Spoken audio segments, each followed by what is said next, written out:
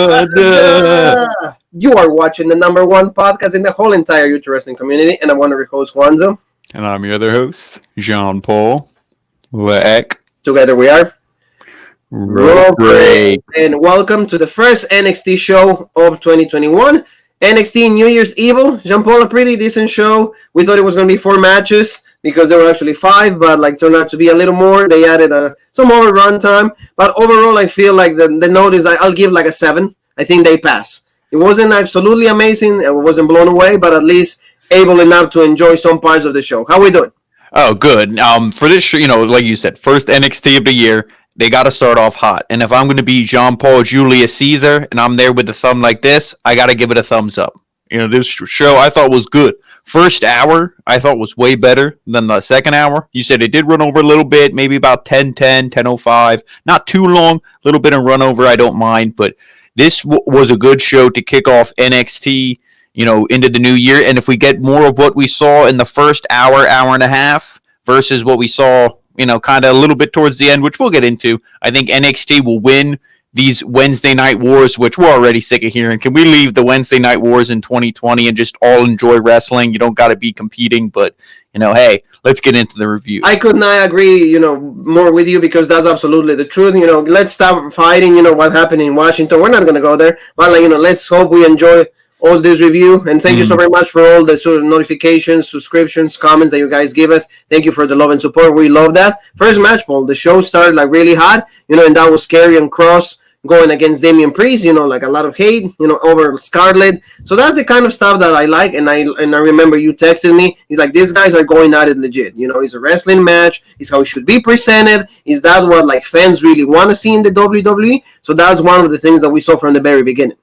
Yeah, this is 2 guys where this this matchup could have been on WrestleMania. This could have been for a World Heavyweight Championship, and I wouldn't have hated it. You know what I mean? It had that legit feel. Now the feud wasn't very long, and I'm not saying it deserved that. That this feud deserved to have a title or anything. But these 2, like you had said, 2 big guys going at it. Legit match. You don't see the smack talk, and they're not wrestling in jeans and fucking t-shirts.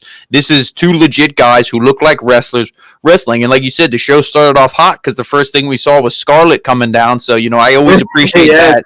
And but this was good. The only thing, it's they take it to the outside right away, and I'm like, please don't brawl on the outside. This is, this isn't AEW. Please just fight in the ring. No, all joking aside, but they took it back in the ring, and this was good. This was hard hitting.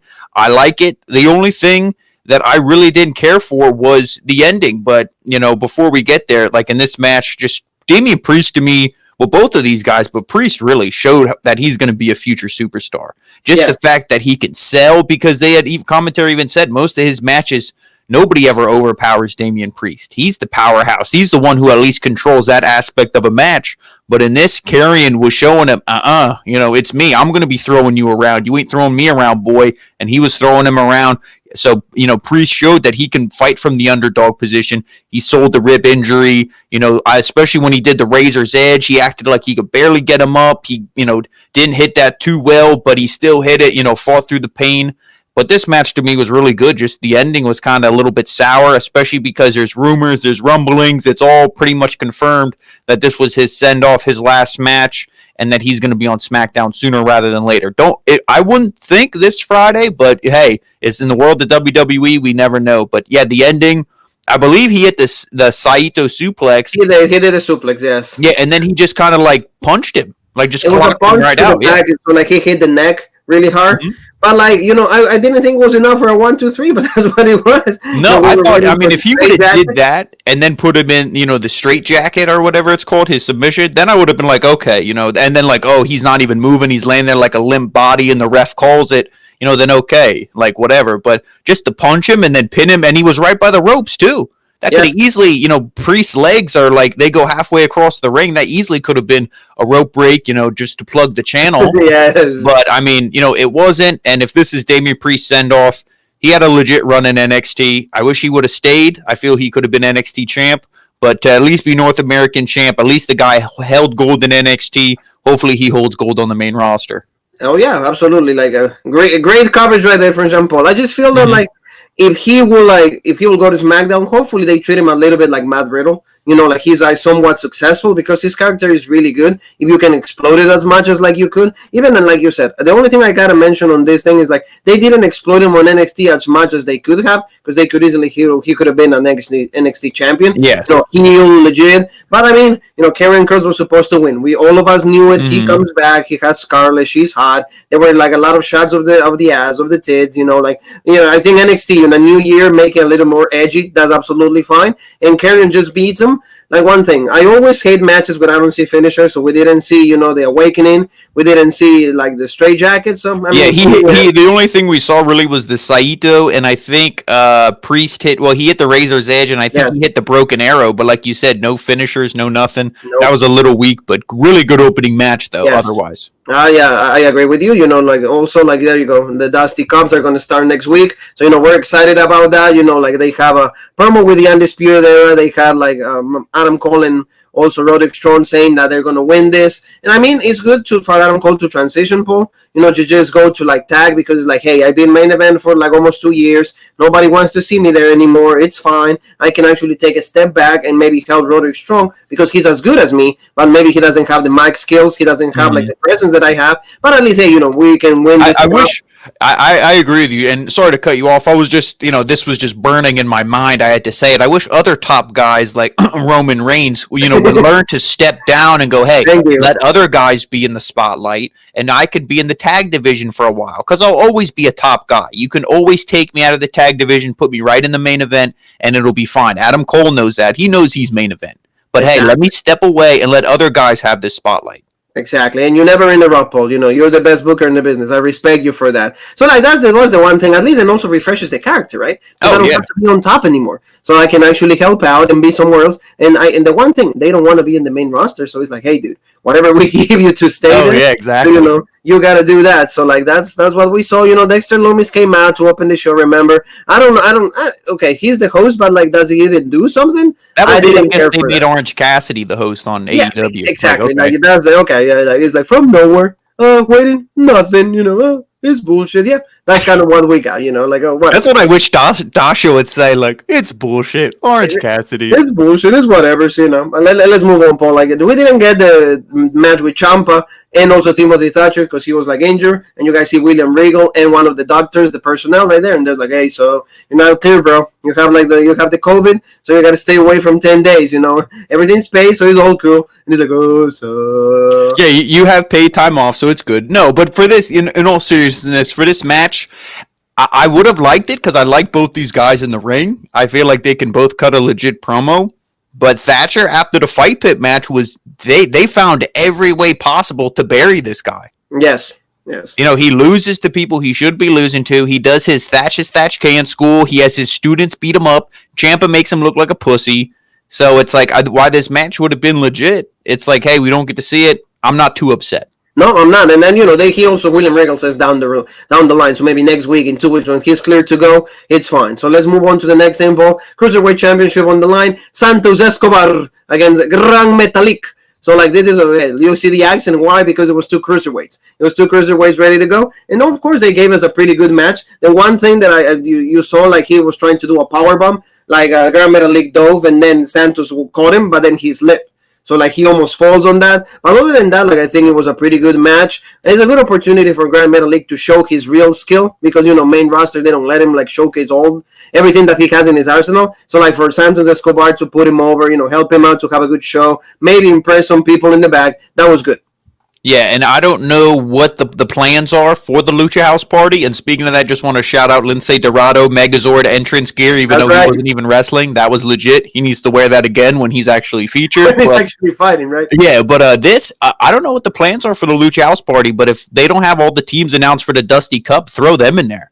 They're not doing anything on the main roster. I'm sure Vince will be like, just pick some other jabronis to chase R-Truth. He don't care who it is. So have these guys be in NXT. This is a really good platform for them. And one, they're a legit tag team. I know they're two singles guys, but they've been featured together, with Kalisto and all that for the past, year, 2 years, whatever it's been. Well, a year and a half at least. Yes, absolutely. Yeah, so let's see them as a tag team in the Dusty Cup. And I think that would be legit. Are they going to win it? No, but at least they're a legit group that's in there. But this match, I really enjoyed. The only thing we all know, we've all been saying it, it's going to be Escobar and Devlin. It's not going to be Grand Metalik and Devlin. It's not going to be Jake Atlas and Devlin. No, it's going to be Escobar and Jordan Devlin. So you knew who was going to win this, but that really didn't take away too much of this from me. I still enjoyed it. I love high flying. I love luchadors versus luchadors. Because the styles mix. It's not like you're mixing oil with water and it does nothing. When you mix water and water, it blends and it flows beautifully, and that's how a match with two luchadors is. Now, like you'd mentioned, the powerbomb spot, hey, everybody messes up. It can't be perfect, but, otherwise, I thought this was good. I liked the ending. What did he hit? He hit his finisher. The Phantom Driver. Yes. Phantom Driver, boom. He wasn't going to kick out of it. You knew. Grand Metalik looked good. But Santos Escobar was better. He's the champ. And like they said, this is the first time that belt has been defended. Or didn't they say that, he was the first one to defend it on a takeover? This wasn't a takeover, but they were just putting over Escobar, saying he was the first, person to defend that Cruiserweight Championship on a takeover. So he's legit. And he's one of the guys who we had said since they debuted him and had that tournament and everything, he's really been booked legit. Yeah. It's like we said months ago. He's the best Hispanic guy that ever is been portrayed in the WWE ever. Even better than Alberto Rio. Even better. Because he didn't have to go through the bullshit like Eddie. Like what that Angel Garza is doing now. The mamacita, do you want the rose, pretty lady, all that bullshit. No, he went straight to I'm legit. Pretty Lady. Yeah, exactly. Pretty Lady. Pretty Lee. So they're talking about Pretty Lady. Like we got to see Mercedes Martinez cutting a promo really quick, talking about the beatdown that she gave to Io Shirai. So he says, there's no love for you, mamita. So she actually lobbies for a championship match. I don't know what they're going to do with this. Very quick. I think that Tony Storm has more money invested into this. There's more stocks into Tony Storm, but maybe for a championship opportunity, in one of the regular NXTs, they always have to end it with a championship match. So I see Mercedes Martinez doing that. But I think her spot is so much better in NXT than the main roster. They try for her for retribution, but she is the one that requested. She's like, hey, you know what? I'm actually not, I feel out of place. So, hey, they were able to actually give her that. So that's good. Yeah, and I don't know if it's so much I feel out of place versus so much as this show, or not the show, this gimmick, Raw is bullshit. But, retribution, she's like, this is dumb. She knew, she could smell it. She knew this was set up to failure. And this is better. This being in this match against Io Shirai, is she going to win it? Probably not, like you said. It's kind of hinting for Tony and Io that has history, that has the better story. But this is a really good opportunity for Mercedes Martinez. And who knows, she could even go after Raquel. Maybe she calls out Io and Raquel says, I just, spoiler, I just beat Rhea Ripley. And then they kind of feud. And then maybe they do Tony first. Who knows? So, and that's the one thing we always say about the NXT women's division is it's one of the best things on the show because we really don't know what they're going to do. There's so many pieces for that pie. So, and that cake is big. We have a lot of cake right there invested. So, now let's go to something that we were going to get, finally, like this Xia Li, Boa. Finally, they're out of their training. They're out in the world. And they were going to show up and show the new version of them. So, this was really cool. Like you said, they have the picture of this masked person. We don't even know if it's a boy, is a man or a woman. But, how they debuted it was really cool. I'm excited about this. Like you said, it's really intriguing. And finally, Xia Li looked like Rip as she's never looked before. I like this because it wasn't as quick as I would have done it just to get Xia Li over, but the match was a little bit longer, but you saw every time Catalina would hit Xia Li, she no-sold it. Yes. And I like that because she was getting the shit beat out of her in those videos. So the fact that Catalina hits her and she's like, this doesn't do anything to me. Didn't you see what I was going through for the past 4 or 5 weeks? So I like that. It's like you really got to hit this woman for her to even feel it. So I like that a lot, and it makes sense. It fits everything we've seen. Working, right? That's what I mean. So this is good, really good win. She hit a huge knee strike, a kick. And those kicks that look like it hit, that looked like it hurt. I can't wait to see what Catalina's face looks like after those 2 hits. But, yes, and now Catalina is she's debuting as a different name. It's Katrina Cortez, so we'll see what happens. But no, it's Catalina. A rose by any other name still smells. But there you go. You say she looks like Rip and beautiful. There you go. This woman went through a long training, so. Well, let's see what they do with her. Like you said, it's very intriguing just to see who this masked person is. Yeah. And also, we got to see Boa now. So it's really interesting. We'll see what happens on that. So now let's go to the next match. And that's talking about the girls. Last woman standing. Raquel against Rhea. This was a pretty good match, though. I will have to say, I'm not the greatest fan. I'm not the biggest fan of Rhea Ripley, but at least, the match itself was pretty good. They used toys. They beat each other, like going outside of the building, going back. So, like, your thoughts on this? Yeah, this was really good. These two women, I mean, this is legit. This isn't like, oh, we're going to slap each other and we're going to grab each other by the hair and slam you on the mat. This isn't Sable and Tori Wilson. No, this is two legit women beating the hell out of each other. This is I will say the same thing about the first match as I will for this match. It's two big, legit women beating the hell out of each other like the first match was two legit big men. But this was really good. I liked it.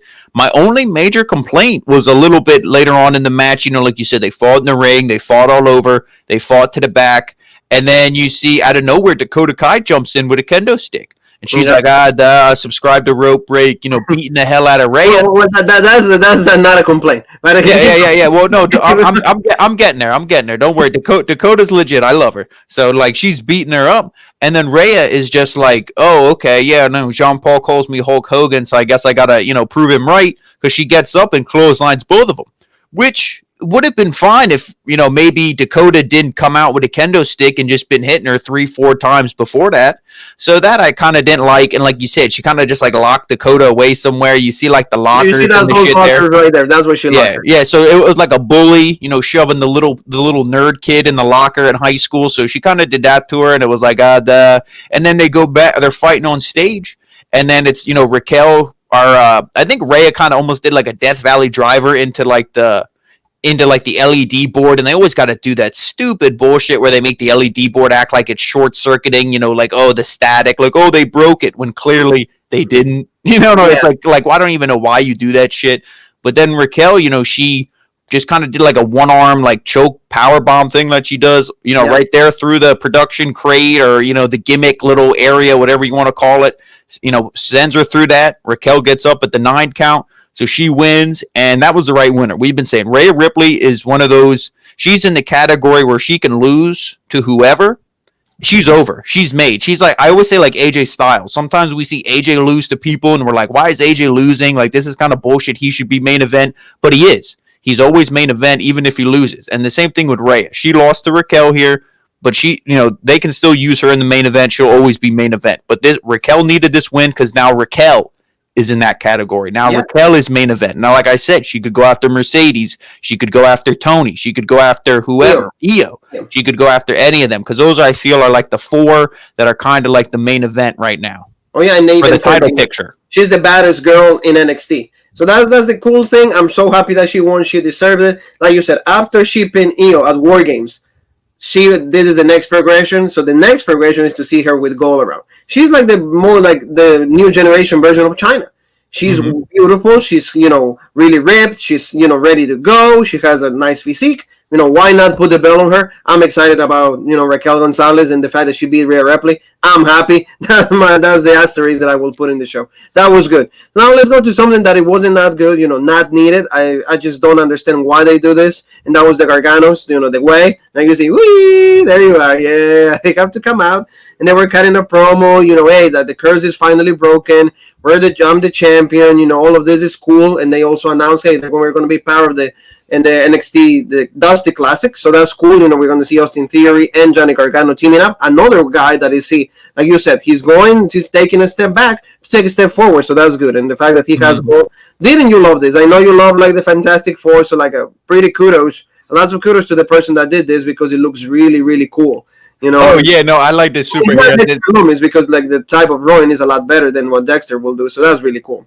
Oh yeah, no, I thought that was cool. I like when he's like, oh, like Austin Theory. He's like, I think those muscles. He's like, that's like to scale. That's how big you are in real life, So I mean, it was funny, and I like how they said they're in the Dusty Classic. That's good. Again, feature these two guys, but I mean, I wish maybe the North American Championship picture would be a little bit more legit.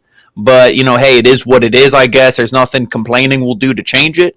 But to have these two guys in the Dusty Classic, I think would be maybe better without the gold, just because I feel to really get the Gargano, or the way over, Candice needs to have gold as well. Yes. They need to have that power couple, but I feel like that ship has sailed, because there's no way Candice is going to beat Toni Storm, Raquel, Io, Mercedes. Like, there's no way. She just doesn't, at least at this point, she doesn't match up to any of them.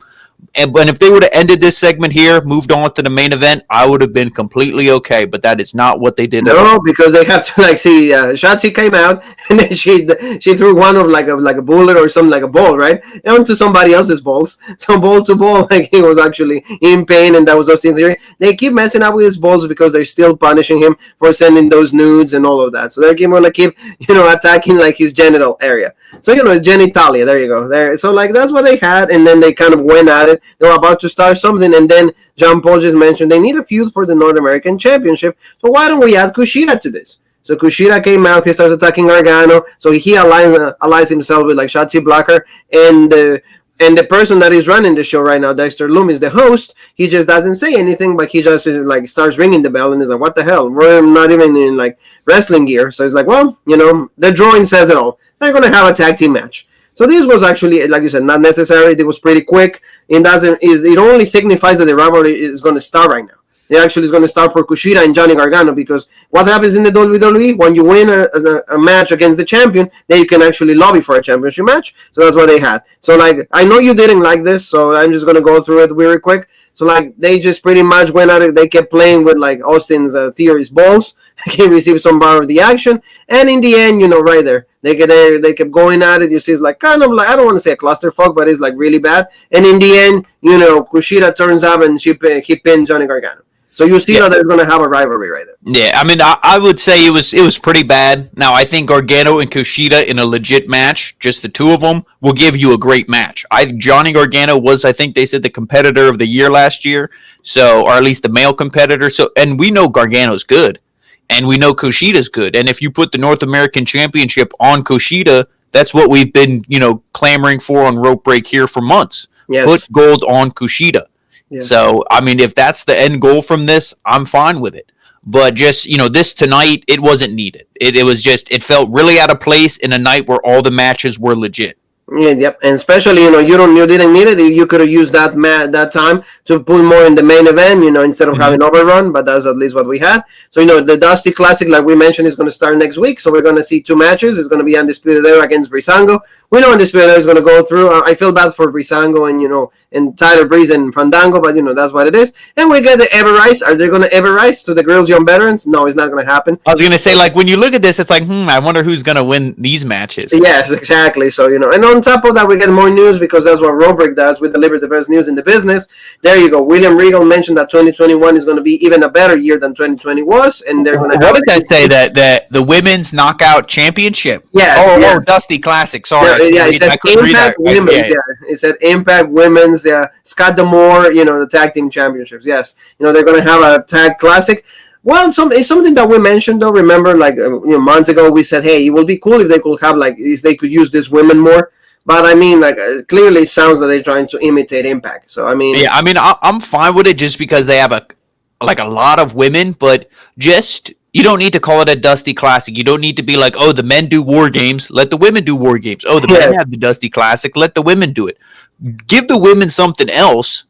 Call it a different name so the women have their own thing. That's not a copy of the men; it's their own. And then you can do it because you have plenty of women.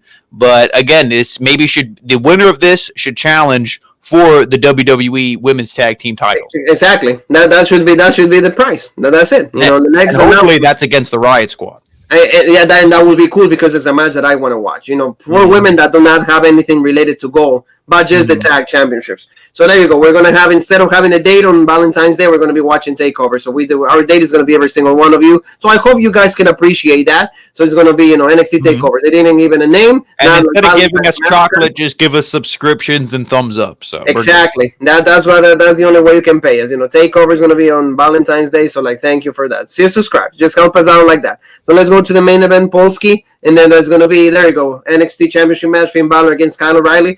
This match, like you said to me, it wasn't as good as the first one. Actually, it felt like a little bit, I don't want to say out of place, but I don't know what really, really happened, because that spot that they did at the beginning of the match, like Kyle O'Reilly was binding the ring and the rope, and then Finn Balor kick it, and then it seemed like he actually was trying to break his jaw, and even in commentary, Wade Barrett and Big Joe, they were saying, oh, that's the receipt. So like I don't know. Balor did say that before, because Kyle O'Reilly last week was like, "Oh, I'm going to beat you," all this stuff. Balor's like, "You almost broke my jaw. I am going to break your jaw." So again, he was going to give him the receipt, and I mean that I didn't mind, but I thought just when you come off of a bullshit segment like that with the Garganos, and then this match was a little bit quick.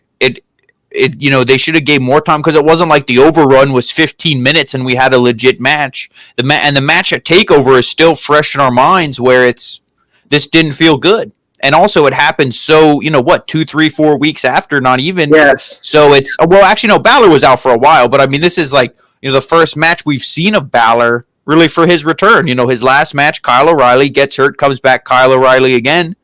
And, the outcome is the same.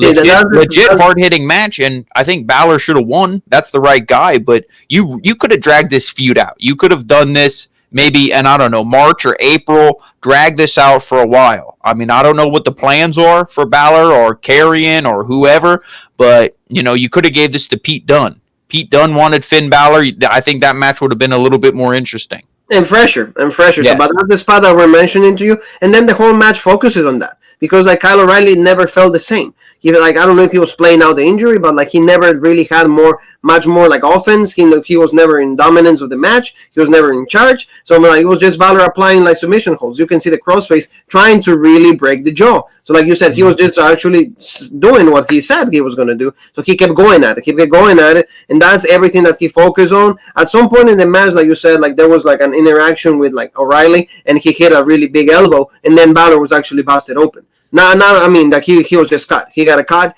and then he was bleeding, so we got to see these two guys go at it legit. So, this to me almost felt like a worked MMA fight more than like a wrestling match. Yes. Wouldn't you agree? Because there was a lot of submissions, a lot of just strikes. It wasn't like, oh, let me do a suplex or arm bar or like an arm drag, excuse me. Like, it wasn't like the wrestling moves. It was more like the submission, the fighting. We all know Kyle has a Brazilian jiu-jitsu, all that. Finn Balor's legit. I don't know if he has any MMA background, but, he sure makes it look like he does. So this was good, and like you said, it was the main focus, the cross face, and that was pretty much the finish. He had him kind of like in a cross face, and we didn't see any, no coup de grace, no 1916, no nothing like that. And O'Reilly, like you see, O'Reilly, so very anticlimactic. I don't like that, and that's why, like, to me, matches need to end in a climactic manner for me to get excited. And I mean, you easily could have had him in this. O'Reilly fights out, and he's like, and then Balor dodges a clothesline or something, shotgun drop kick in the corner. He sets him up, coup de grace, 1916, and done. Yes, man. Like you could have easily went through that segment, because I feel tapping out. I mean. If you're going to do the tap out, like, then to me the feud is legit done, because then it's like I, on my own accord, on my own will, gave up to you. Yes. It wasn't the ref. It wasn't that I passed out. I said, no, I'm done. And it's the second time. So, like the first one was clean. This one is tap out. It's over. It's done. And like they see Adam Cole came out with like Roderick Strong. They were checking on him. The whole time, like, they were all staring at Balor. He's like, dude, what the fuck? It's like, really, you were just wanted to like break his jaw. So like, but it's like, I mean, it's a wrestling match. It's not ballet. Yeah, it's like they played out good. So like even O'Reilly's looking at him like, really, dude? He's like, really? And like, Balor the whole time, and like, really like staring out with like all anger, like business look. So like this, boom, right there in the blood help out. His finish so legit. That adds more to the story. So that's what we have. And like you said, I think next time when we see Finn Balor is going to be Karrion Kross, because remember, that's the TikTok. That's what they wanted. That's what we're going to see. But like you said, I'm just going to end it with like saying that the same thing you said is like the first match was even better. I would have much rather see the story with Pete Dunne. They're both British. They both wanted it. Kyle O'Reilly was not needed. And just I would have much rather see Pete Dunne. Hopefully Karrion Kross is going to be, like I said, do that at Mania. Then Balor had a legit run, okay, and then you give Karrion the belt again at Mania, or like Mania TakeOver. But for now, next feud, for this next TakeOver in Valentine's Day, that's when I would do Pete Dunne. Yes, that would be Pete Dunne. I would much rather that, and you see just Karrion cutting promos or beating people up, stuff like that. Let him go through the whole locker room. Let him literally beat everybody. Yeah, or like Bronson Reed will be good. Bronson Reed is like he was just there, just talking about Rhea Ripley. So he's like, oh, they don't have anything for me, so I'm just going to talk about Rhea Ripley. So family, thank you so very much. This is the review for our show that we have We really appreciate the love and support that you give us. Tomorrow we are a double feature. You know that. We're going to be AEW, Jean-Paul and myself, first night of what it is like the New Year Slam. And also we have the return of NXT UK. So we're going to have Piper Niven against Ginny for number one contender for the women's title. So that's really cool. So be with us for that. Don't forget. Yes. So thank you for subscribing. And don't forget, hit the bell for notifications. Where else can they find us, Paul? And also make sure you follow us on Facebook on Rope Break, the OG Rope Break on Twitter, Original Rope Break on Instagram, and of course right here, the home of the number one podcast in the YouTube wrestling community, the Original Rope Break. So don't forget, we'll see you guys early in the morning and also at night. So Jean-Paul, you and me have one more thing that is left to say, and that is...